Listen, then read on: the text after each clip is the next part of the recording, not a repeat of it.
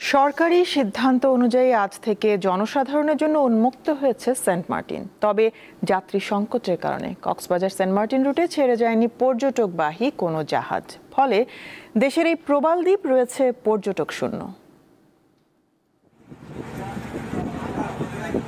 দীর্ঘ 9 মাস পর জনসাধারণের জন্য উন্মুক্ত হয়েছে সেন্ট মার্টিন। কক্সবাজার নুনিয়াছড় বিআইডব্লিউটিএ ঘাট থেকে সেন্ট মার্টিনের উদ্দেশ্যে শনিবার দুটি জাহাজ ছাড়ার কথা থাকলেও তা ছাড়েনি।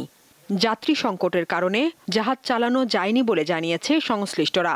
পৌঁছতে পৌঁছতে একটা থেকে 2টা পর্যন্ত বাজে। সময়টা কাটানোর জন্য একটা যে মুহূর্তের দরকার বা সময়ের দরকার, সেই সময়টা এখন নাই। পরিবেশ রক্ষা তো ডেফিনেটলি খুবই জরুরি, কিন্তু তারপরও যেহেতু সেন্ট মার্টিন অ্যান্ড কক্সবাজার আমাদের দেশে ট্যুরিজমের অন্যতম প্রাণকেন্দ্র, সেখানে এইরকম কড়াকড়ি আমার মনে হয় বাস্তবসম্মত নয়।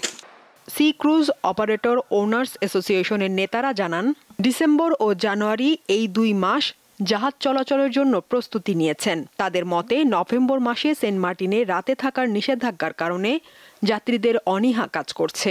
আমরা ইনানি থেকে জাহাজ চলাচল করলে সেক্ষেত্রে দিনে গিয়ে দিনে আসার যে ব্যাপারটা নভেম্বর মাসে সেটা সম্ভব হতো। কক্সবাজার জেলা প্রশাসক জানান, 6টি জাহাজের অনুমতি এবং ট্যুরিজম বোর্ডের ওয়েব পোর্টাল চালু করা হয়েছে। চলছে টিকিট কেনাবেচাও। জাহাজ যারা চালাবে তারা বিআইডব্লিউটির অনুমতি নিয়েছে, আমাদের কাছে আবেদন করেছে, আমরা তাৎক্ষণিকভাবে অনুমতি দিয়েছি। তারা যাত্রীর জন্য অপেক্ষা করতেছে, যাত্রী পেলে তারা চালানো শুরু করবে। গত বছরের মতো এবারও শুধু কক্সবাজার শহর থেকে পর্যটক নিয়ে জাহাজ সেন্ট মার্টিনে যাবে। নিষেধাজ্ঞা থাকায় উখিয়ার ইনানি থেকে জাহাজ ছাড়বে না।